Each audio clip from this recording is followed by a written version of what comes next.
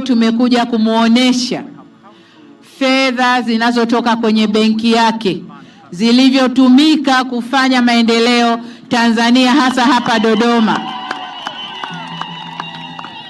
Tumeweza kuzijengea mabarabara haya mnayaona, lakini pia barabara, uwanja wa ndege wetu wa Msalato, pamoja na miradi mingine mingi.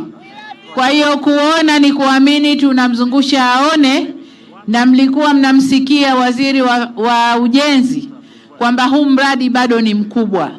Dodoma inakwenda kuwa na mabarabara ya kupishana juu na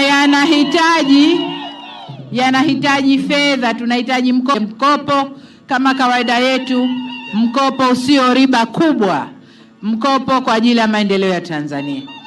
Kwa hiyo nimalizie kwa kuwashukuru sana kwa kuja kwenye shughuli hii na kuniunga mkono.